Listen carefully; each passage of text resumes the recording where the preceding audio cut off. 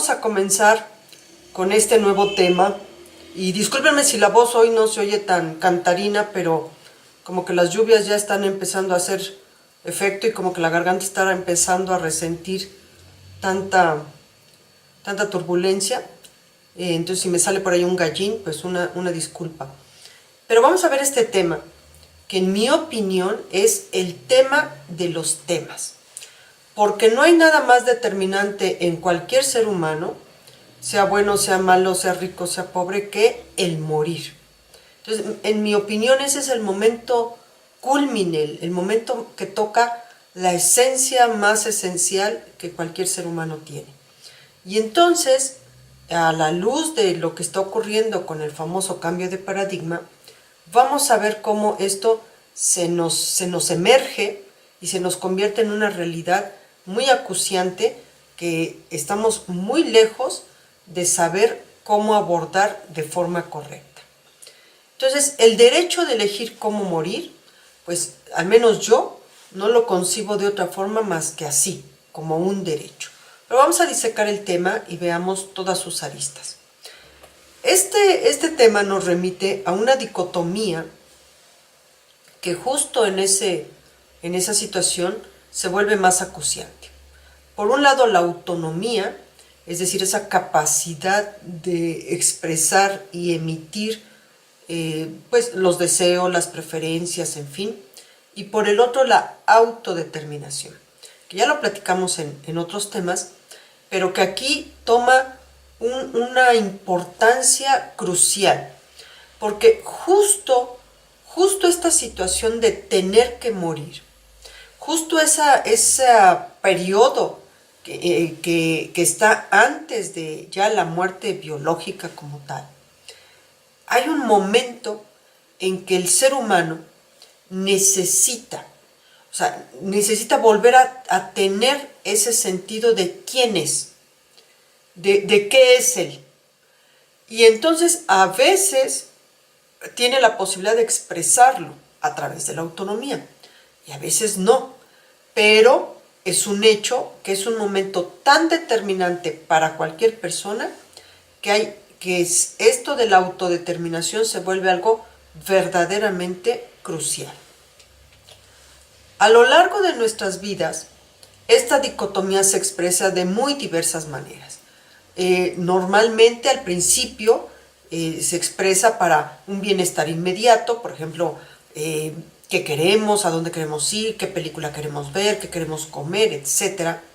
También se expresa para cosas más determinantes, como un bienestar de vida, con quién me quiero casar, dónde quiero vivir, dónde voy a trabajar, qué quiero estudiar, a qué me quiero dedicar, en fin.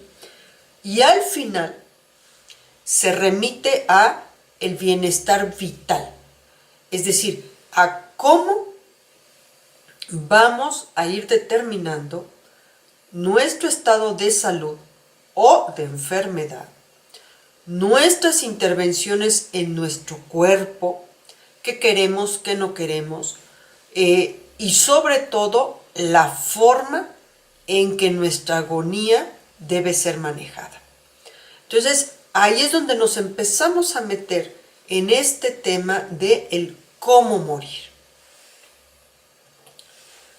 Pero hay un problema, porque socialmente pareciera que esta dicotomía goza de mucha libertad mientras se trata de bienestar inmediato o de bienestar mediato, pero cuando ya se trata de cuestiones vitales, como por ejemplo la vejez, mi enfermedad, mi voluntad sobre mi muerte, etc., la misma sociedad impone ahí límites a la expresión de esta dicotomía. Entonces, mientras se trata de elegir qué comer, cómo vestirme, con quién casarme, cuántos hijos tener, cómo educar a mis hijos, etc., pareciera que hay un sí absoluto al todo. Pero ya cuando se trata cómo quiero morir, qué quiero que se me haga y qué no quiero que se me haga, hasta dónde se me tiene que intervenir o no, cómo quiero repartir mis bienes, entonces como que ahí se levanta un no, y de pronto es un no autoritario, que lo impone no solo mi círculo inmediato, sino de pronto hasta la sociedad entera. Y entonces esta dicotomía sufre una fractura donde a veces ocasiona que la persona sea totalmente anulada. Entonces ahí hay una contradicción en materia de derecho, no solo de derecho natural, es decir, que yo lo tengo sin necesidad de que alguien me lo otorgue, sino también de derecho positivo, donde las leyes tendrían que amparar ese derecho natural que yo tengo. Entonces, el derecho a elegir cómo morir debería de ser, o mejor dicho, es un derecho natural que debería de estar ya protegido por todo el marco legal que a ustedes se les antoje y que desgraciadamente todavía no es así. Resultado, no está esa concientización social, cultural, que se necesita para que en esas fases de vejez, de fase terminal, de enfermedad avanzada, esta dicotomía, que es la autonomía y la autodeterminación, se sigan expresando con esa misma liberalidad, con esa misma libertad que se le otorgó en etapas previas. Entonces ahí todavía tenemos un enorme pendiente.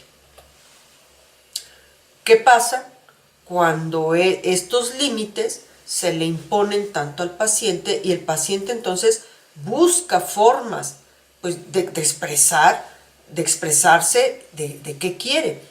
Y entonces empiezan todas estas manifestaciones que seguramente ustedes las han escuchado hasta el cansancio, pero que no son más que un reflejo de esa agresión que está sintiendo la dicotomía de autonomía y autodeterminación por todas estas limitaciones que de pronto se le imponen.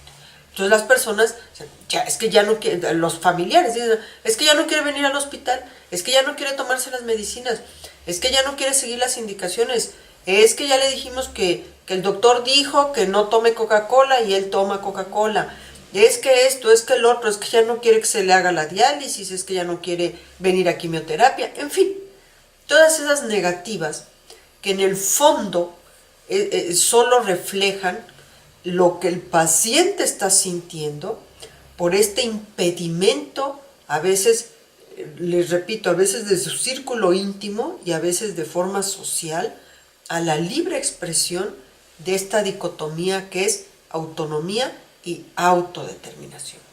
Entonces, como nosotros lo vemos, el médico, la familia, la sociedad, lo vemos como una actitud negativa hacia seguir luchando por la vida, entonces muchas veces se comete el error de imponerle al paciente todas esas medidas, todas esas decisiones que para nosotros se consideran correctas porque es seguir luchando por lo que está bien, que en este caso es seguir luchando por la vida. Entonces aquí es donde entra pues la reflexión, donde entra el quehacer ético, y es entender cómo estas manifestaciones nos están reflejando cosas muy sustanciales, muy de fondo, y que a la luz de los cambios pueden significar otras cosas y obligarnos a hacer también cosas muy diferentes. Y entonces aquí entra nuevamente el famosísimo cambio de paradigma. Y un punto crucial es empezar a visualizar conceptos que a su vez reflejan fenómenos muy complicados, pero de forma distinta. Y me refiero específicamente a la muerte. La muerte, cuando nosotros decimos la muerte, normalmente la conceptualizamos así como una cosa global, como una cosa absoluta. Que lo es, pues, por lo que sucede después de que viene la muerte. Pero lo que se nos está olvidando es disecar los planos. Entonces, normalmente la muerte, o mejor dicho, hablando ya en disección de planos, la muerte estrictamente hablando es un instante. Por mucho, y así poniéndonos muy fríos, un par de segundos. Eso es la muerte. Eso es exactamente la muerte. Un par de segundos. Entonces, ese momento específico de 2 segundos o un par de instantes, no refleja todo el fenómeno que hay previo. Y ese fenómeno es exactamente el que hemos querido atender con este concepto de muerte. Y por eso es que hay un verdadero totum revolutum de confusiones con respecto a la muerte misma. Entonces, aquí entra otro concepto que normalmente no se dice en el discurso bioético y cuando se quiere atender este fenómeno, y de ahí las confusiones, y es proceso de muerte. Y entonces, el concepto proceso nos permite darle dimensión, en el sentido de que entonces ahí ya tenemos tiempo y espacio. Y el tiempo es medible. Entonces ya lo podemos medir en minutos, en horas, en semanas, en meses.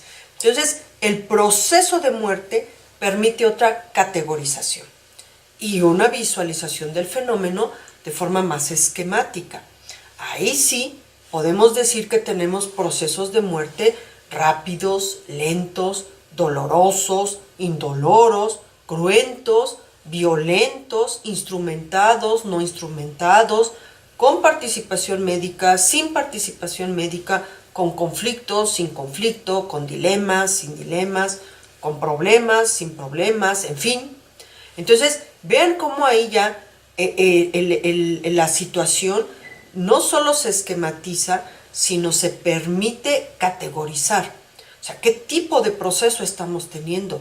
¿Qué tipos de problemas? ¿Qué tipo de dilemas? En fin, y eso permite una acción médica o una intervención bioética o una intervención de lo que se necesite. Entonces, ahí sí ya entramos en otro aspecto. Ahora, ¿cuál es el punto? Que el proceso de muerte, estrictamente hablando, todavía forma parte del proceso de vida. Aunque suene contradictorio, pero el paciente todavía está vivo. Sin embargo, ya está muriendo. Entonces es un umbral que desgraciadamente se ha manejado bajo el concepto de muerte. Y entonces ahí hay un choque porque dice, bueno, si ya es muerte, pues ya está muerto. Pero no, todavía está vivo. Entonces es este umbral intermedio donde conceptualmente, desgraciadamente, lo hemos manejado mal. Y ahí sí, pues, asumir lo que nos corresponde. Los principales responsables de este mal manejo conceptual han sido precisamente los bioeticistas. Hemos tenido ahí mucho de culpa al no, desde un principio, haber hecho esta disección para mejor comprensión. Entonces, en el proceso de muerte son dos los elementos preponderantes. Por un lado el tiempo, como lo mencionaba, y el otro es el sufrimiento de los dos principales actores. Por un lado la familia y por otro, obvio, el paciente. Ahora, entonces, en este proceso de muerte, les repito, aunque suene contradictorio, en realidad todavía forma parte de la vida, del proceso de vida, o sea, todavía está vivo. Pero ya es una situación que nos está llevando a lo que ustedes sí ya dominan y conocen hasta la saciedad, que es la muerte clínica. O sea, esa fracción de instante, esa fracción de segundos que nos permiten establecer el momento en que biológicamente esa persona deja de existir. O sea, esa famosa línea isoeléctrica, ese trazo isoeléctrico que nosotros ponemos como evidencia de que esa persona dejó de existir. Entonces, aquí el punto es que como ese proceso de muerte no se ha conceptualizado como tal, no se ha sociabilizado como tal, no se ha ni siquiera manejado médicamente como tal. Entonces, resultado, no se tiene tampoco, digamos, todavía como el síndrome que englobe o que permite identificar que ya es un proceso de muerte. Normalmente lo identificamos cuando el paciente ya está prácticamente en agonía. Pero el problema es que entre la agonía y el inicio del proceso de muerte puede haber un periodo de tiempo, desgraciadamente, pues no medible, sino que puede ser corto o amplio, donde pueden suceder mil cosas. Entonces ahí, y que los datos también pueden ser muy sutiles. Entonces ahí es donde entra a veces este choque de que medio se estabiliza, se va y regresa a los 8 días, otra vez mal, y entonces se desespera la gente porque dice, pues es que ya lo hemos llevado 3, 4, 5 veces al médico y no se estabiliza. Bueno, pues porque simplemente está entrando, la gente, y cuando digo la gente me refiero a los médicos, a los familiares, el propio paciente, están queriendo la estabilidad que normalmente habían estado observando, cuando en realidad ya no se va a lograr eso porque el paciente está entrando en una fase de declive que finalmente lo va a llevar a la muerte clínica. Y entonces, el otro punto crucial es que entonces en ese momento, en ese proceso, ¿qué hacemos? Ahorita lo que estamos haciendo es una intervención positiva, pro vida. Es decir, en ese proceso de muerte, tristemente, seguimos luchando por la vida. Entonces ahí es que las intervenciones, que las hospitalizaciones, que laboratorios, que rayos X, que tomografías, que ultrasonidos, que endoscopías, que cirugías, en fin. Entonces, ¿por qué? Porque no hemos sabido identificar cuándo empieza ese proceso de muerte. Y primero no lo hemos sabido hacer, primero por la falta esta de sociabilización del concepto. Y segunda, porque es muy difícil, es tremendamente difícil. No es algo así de que por iluminación divina lo vamos a identificar perfectamente bien. Pero vamos a suponer que llega un momento en que ya es identificable, que ya no hay forma de engañarse de que el paciente efectivamente ya está en un proceso de muerte. Y entonces surge esta segunda interrogante de ¿qué ofrecemos? ¿Qué hacemos en ese momento? Y aquí ocurren dos cosas. Una, que la respuesta sea ya con un tinte humanístico, con un tinte bioético, o que siga siendo una respuesta positivista, biologista, de luchar por la vida hasta el último instante. O, les repito, ya un toque humanístico, un toque bioético de, a ver, vamos a ofertar otras cosas que permitan un mejor transitar hacia la muerte. Y aquí es donde surgen estas nuevas herramientas que van desde la eutanasia hasta la asistencia tanatológica. Y en el intermedio pueden poner lo que ustedes gusten: cuidados paliativos, sedación terminal, cuidados en casa, alta por máximo beneficio, etc. Todo lo que razonablemente ustedes ya conocen. Entonces, y quizás surjan nuevas herramientas, no lo sabemos ahorita, pero al menos estas son las que en este momento están como que en el campo de la oferta de asistencia hacia este proceso de muerte. Entonces podemos tener estas dos vertientes. Una, donde siga habiendo un aferramiento hacia la vida, no solo de los pacientes, sino también de los médicos. O sea, no es raro escuchar que muchas veces los pacientes dicen, no, pues es que el doctor dice que mientras haya vida hay esperanza, y entonces sigámosle luchando. Y bueno, sabemos que eso nos puede llevar a distanasia, que ahorita no vamos a hablar de ella porque tenemos un tema especial, pero hay un aferramiento a la vida. Y hay un luchar, hasta que literal aparece la famosa línea isoeléctrica. O puede ya ir surgiendo este cambio de paradigma y empezar a ofertar estas herramientas para que ese umbral de transición sea pues lo más decoroso posible o en las condiciones más favorables para el paciente. Ahora bien, por otro lado, entender que este proceso de muerte va a tener que sufrir toda una transformación cultural. que se va a asimilar de mejor forma y se va a aprender a manejar de mejor forma hasta que haya toda una transformación cultural.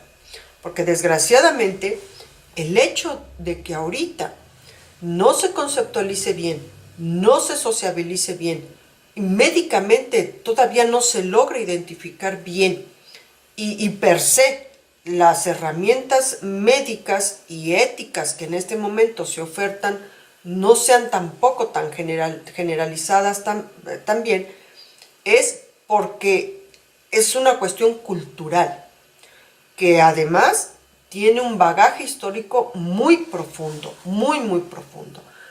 Para fines prácticos, al menos aquí en México y posiblemente en el resto de Latinoamérica, esta cuestión cultural pues viene desde el mismísimo siglo XV, desde el momento de la conquista, cuando ahí hubo un choque que llevó a una reconcepción de la muerte. Y entonces un punto medular fue la forma en que la muerte se instauró como un tabú, como un tema negado.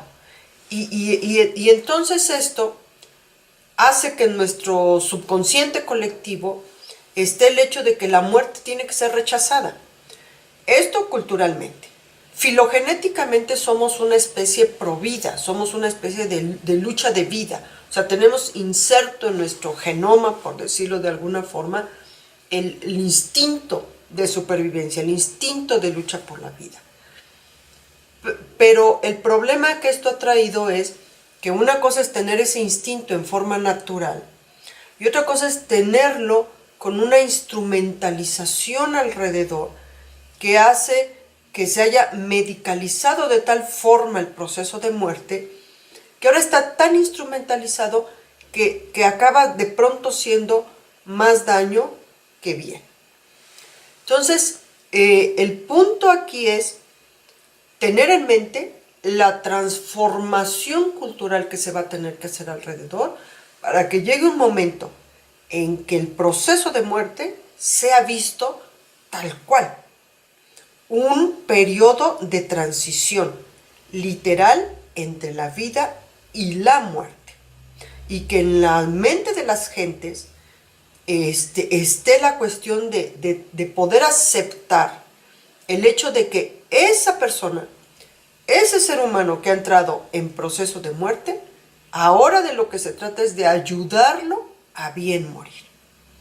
Entonces, para que las mentes hagan esa transformación, sí se va a requerir un buen rato, unos tantos siglos, pero lo vamos a tener que hacer porque si no, entonces esta instrumentalización que de pronto se vuelve descarnizada hacia las personas, pues sí va a ser una cosa que nos va a llevar a situaciones ya muy antiéticas.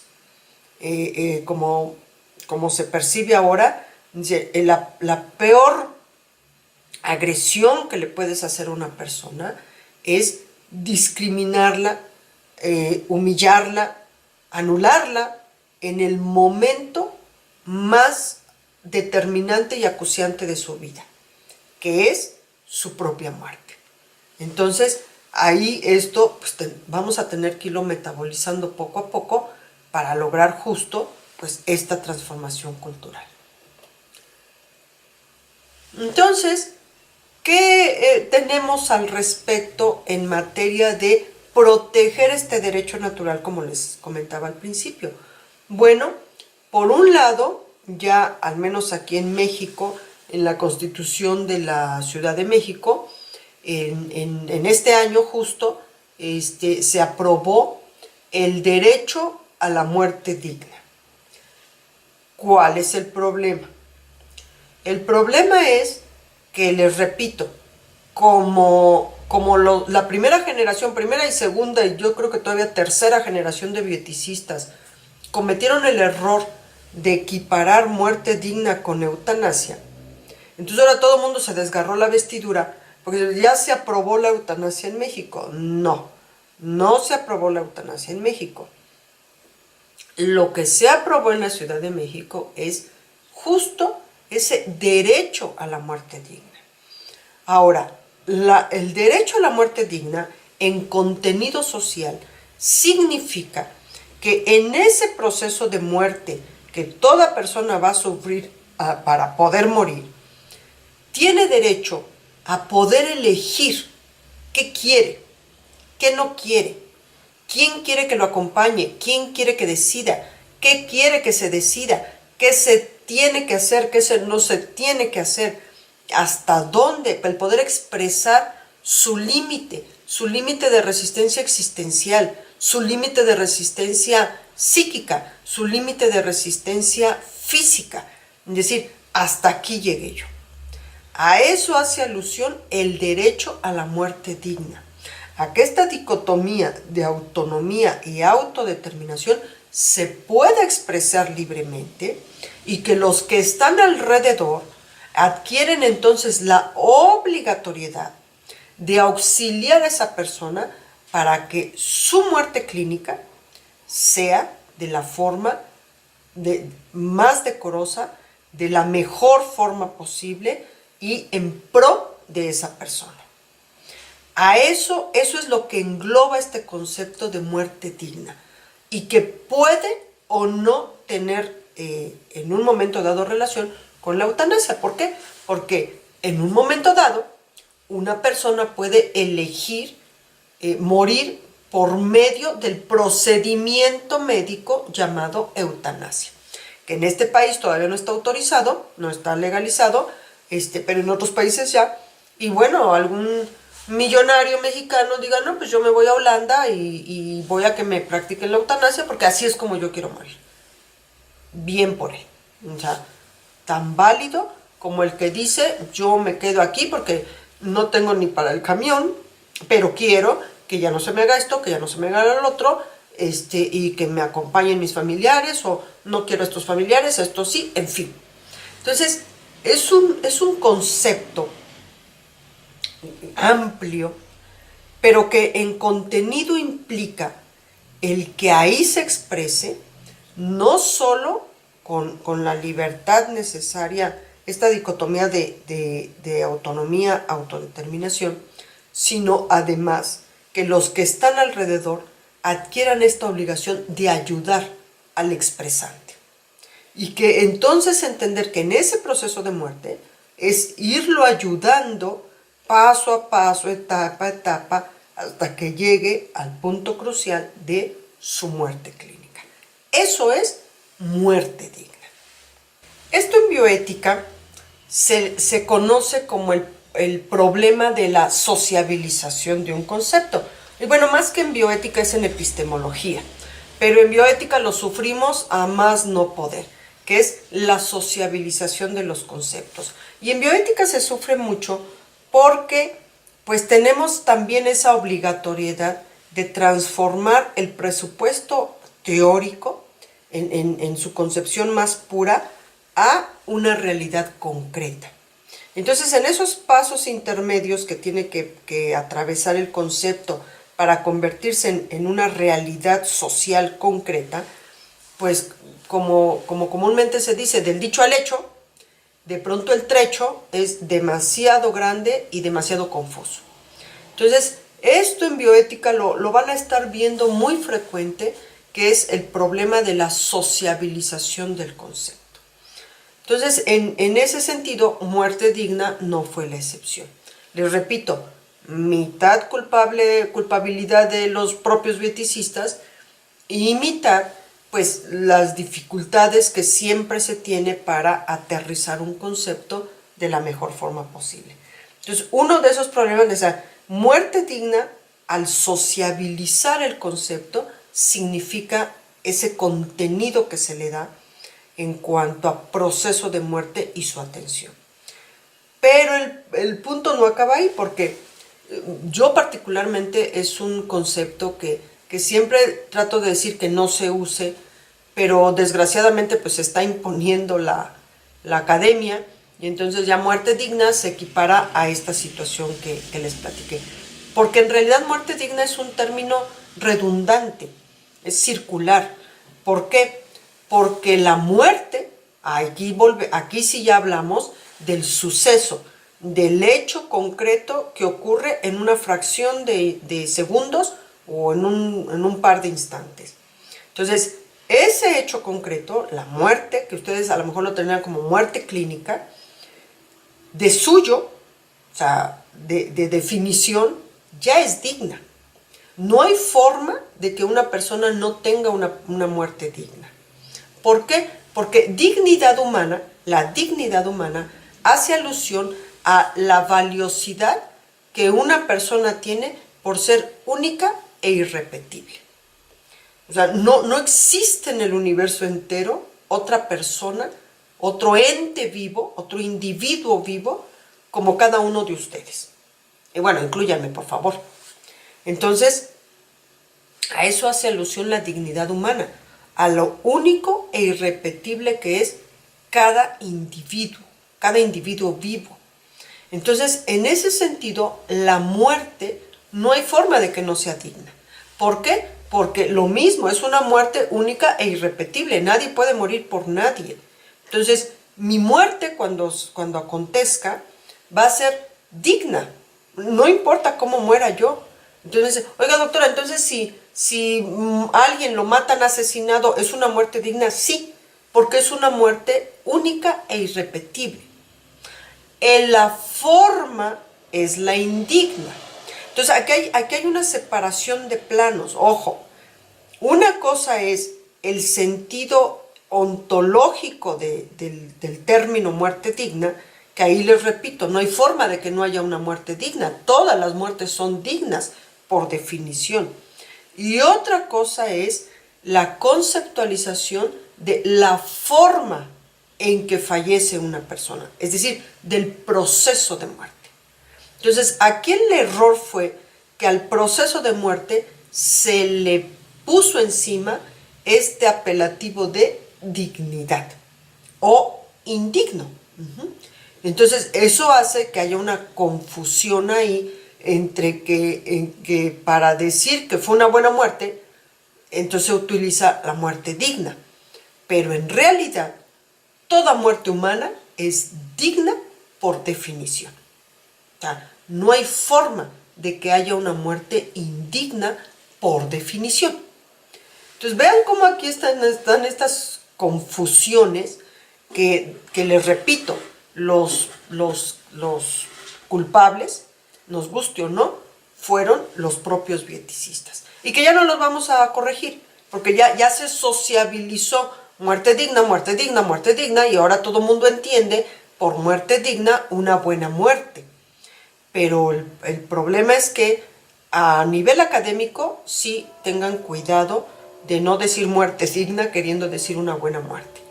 Digan buena muerte, o sea, lograr una buena muerte o lograr un proceso de muerte, un buen proceso de muerte. Porque digno, por definición, todos son dignos. Entonces, pues ahí. Ahora, otro punto es querer manejar también este proceso de muerte con hegemonías. Eso es algo gravísimo, muy grave. En mi opinión es algo verdaderamente grave a más no poder. Viola, en mi opinión, la Constitución 3 veces seguidas. ¿Por qué? Porque, repito, la muerte es quizás el momento más determinante de cualquier persona. O sea, en mi opinión es el momento que toca la esencia más esencial de un ser humano. Y entonces que te toquen esa parte con una cosmovisión, con una hegemonía, con una imposición, se me hace una violación aberrante que no merece ninguna consideración. Y en este sentido me refiero específicamente a los testigos de Jehová. Cuando por querer retenerlos en vida biológica, se les impone un criterio que es una hegemonía en este momento, pero que es una cosmovisión diferente a ellos. Eso me parece que no, éticamente, no califica. Es algo incorrecto desde el punto de vista ético. Entonces aquí, pues, muchos de ustedes me ponen, bueno, pero es que la Constitución dice que hay que luchar por la vida, etc. Sí, y quizás en esa cosmovisión de la sacralidad de la vida sea correcto, pero a la luz de la reflexión ética no es correcto. Y por el otro, pues que en este momento todavía estamos viviendo la concepción biologista de la vida, que de pronto yo se los manejo como la concepción positivista de luchar por la vida, cueste lo que cueste. Entonces nos lleva a esta cuestión de que el proceso de muerte, como forma parte todavía del proceso de vida, entonces se sigue viendo como una lucha de vida y no todavía como una lucha por una buena muerte. Ahí tenemos muchísimos pendientes, las confusiones ya no hay forma de corregirlas, ya se quedó, a nivel social se quedó muerte digna como buena muerte, y así se va a quedar, y yo les hago únicamente la aclaración para que se entienda a nivel académico que no hay forma de que haya una muerte indigna. Y a nivel social, lo que vamos a luchar es por lograr buenas muertes. O mejor dicho, por procesos de muertes decorosos, buenos. Y bueno, les matizo lo de los testigos de Jehová, porque me parece que es en este momento como que el tema que pone más en jaque todo esto, que nos hace ver cómo el cambio de paradigma no es ni fácil ni bonito. Entonces, cuando el Estado le impone a los testigos de Jehová su concepción hegemónica sobre la vida, en realidad está haciendo que esas personas sigan viviendo bajo otro criterio. Y entonces aquí es tener cuidado, porque si nosotros le permitimos eso al Estado, también eventualmente le estamos permitiendo que incida sobre nuestras vidas, sobre nuestras cosmovisiones. Y en un momento dado podemos entonces ya también nosotros ser afectados en otro sentido. Entonces cuidado con las libertades que se le otorgan al Estado. Entonces en este choque de paradigmas, de opiniones, de concepciones, de cosmovisiones, desgraciadamente la bioética no está exenta. Ella también está sufriendo o padeciendo una división de conceptualización del propio proceso de muerte.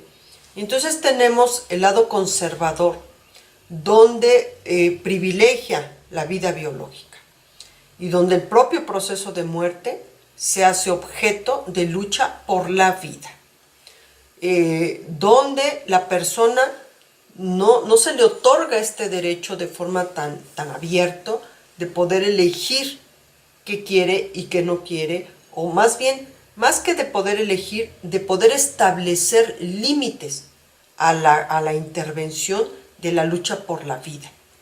Entonces ahí, cuando la persona quiere decidir, en realidad lo que se hace es imponerle una autoridad mayor, imponerle el criterio hegemónico de la lucha por la vida, y porque pues en este sentido conservador, en esta visión conservadora, lo que se privilegia es la vida desde el punto de vista cuantitativo. O sea, entre más vivas, pues mucho mejor.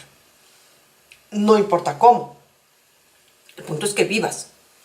En cambio, en la visión liberal y laica también, es al revés. Ahí se privilegia la vida existencial, ya no tanto la vida biológica. Ahí sí, la regla es, no importa si vives un minuto, pero que lo vivas bien, que lo vivas en condiciones adecuadas, pro hacia tu bienestar. Entonces ahí sí se le otorga este derecho, se extiende este derecho de libertad de expresión, de la autonomía y la autodeterminación, que se otorga desde que la persona empieza a tener sus facultades para elegir y se le extiende a lo largo de toda su vida, aquí no se limita al momento de su enfermedad o de su vejez, sino se extiende y se vuelve todavía más agudo en su proceso de muerte. Ahí se entiende que ahí es donde esta persona necesita, más que en cualquier otra etapa de su vida, tener esta libertad para poder expresar qué quiere, qué no quiere y, lo más importante, hasta dónde lo quiere.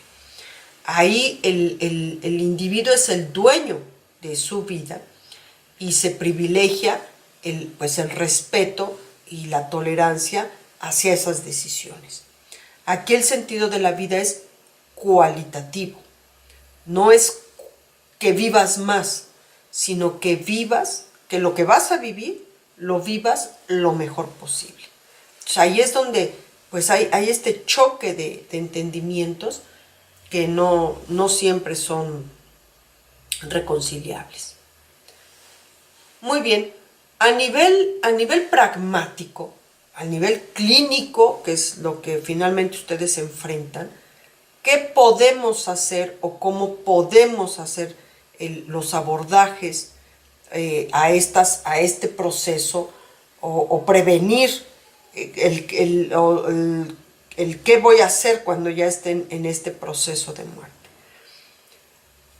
Esto es una sugerencia, no es una regla absoluta. Aquí yo asumo mi responsabilidad, pero una propuesta sería la siguiente: que los pacientes, una vez que pasan esa etapa de duelo al saber de que ya están enfermos de algo, a veces tardan un año, a veces menos, a veces más, pero siempre hay un duelo inicial. Cuando la persona sabe que ya es diabético, tiene lupus o tiene cáncer. El doctor Villazón, que seguramente algunos de ustedes lo identifican, decía, una vez que sabes qué enfermedad tienes, en automático sabes de qué te vas a morir. Y pues palabras más, palabras menos, tenía cierta razón.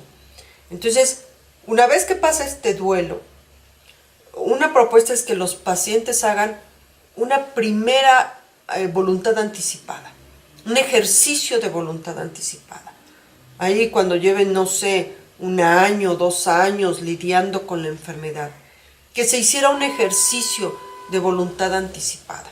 Creo que ahí los psicólogos podrían ser la herramienta más avezada para que la gente acudiera e hiciera este primer ejercicio que le permitiría aterrizar, así como hacer un primer aterrizaje de qué voy a querer cuando realmente yo ya esté mal. ¿Por qué? Porque ya empiezo a conocer la enfermedad, ya empiezo a conocer a los enfermos de mi misma enfermedad, ya empiezo a ver lo que me espera cuando la enfermedad avance, y entonces ir concientizando mi propio proceso y hacia dónde voy, y hacer este primer ejercicio de qué quiero y qué no quiero.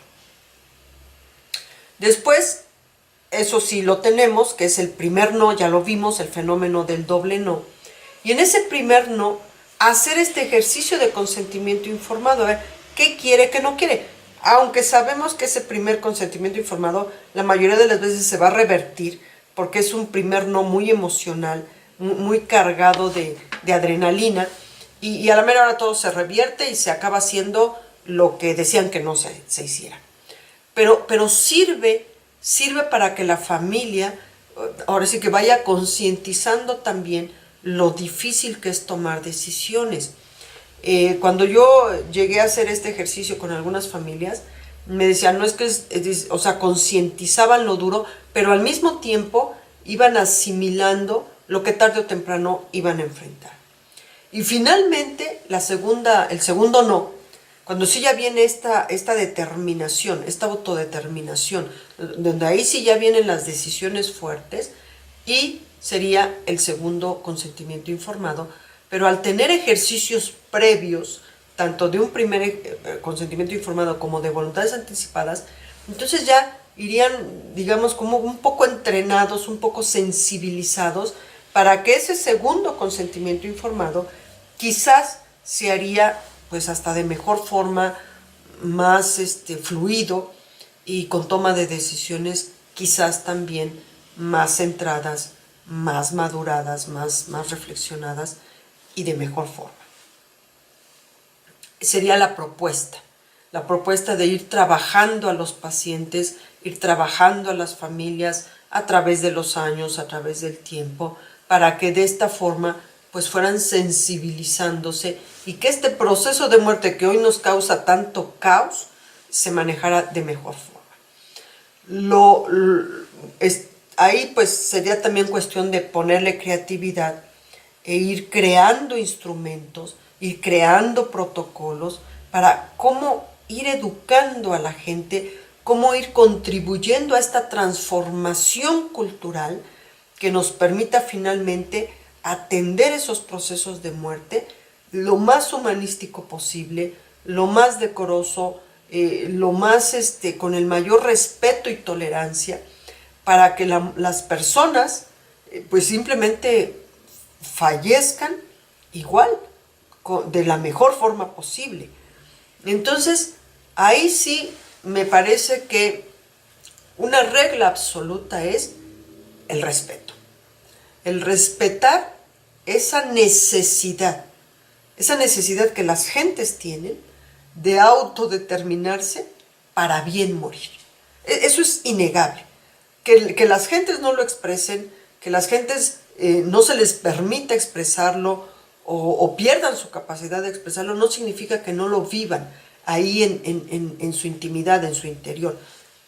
Entonces aquí sería empezar a abrir una puerta para que las gentes sepan que pueden expresarlo y sepan que van a ser escuchados y respetados en esa expresión. Entonces creo que ese es el punto quid por donde tenemos que empezar. Aprender a respetar la expresión de esa autodeterminación en este periodo tan crucial para cualquier ser humano. Y bueno, pues creo que parte del cambio cultural también implica empezar a entender que este proceso de muerte, que todavía forma parte de la vida, es el preámbulo o es la antesala para simplemente pues irnos e irnos bien. Conceptualizar que tenemos que irnos y que lo mejor es saber prepararnos para irnos de la mejor forma. Ahí Sócrates nos legó la situación de que, bueno, Sócrates y la filosofía en general, de que solo sabe morir aquel que ha sabido vivir. Muy bien, biocultores, pues aquí terminamos este tema que para mí es de los más importantes. Me parece que es el que más en jaque nos va a poner en los próximos años, pero al mismo tiempo nos va a obligar a reflexionar mucho, a trabajar mucho y eventualmente confiemos en que seamos partícipes activos justo de este cambio cultural. Me despido como siempre, muchísimas gracias, nos vemos hasta la siguiente y recuerden, aquí sí por el bienestar de todos, cultivemos bioética. Nos vemos hasta la siguiente, gracias.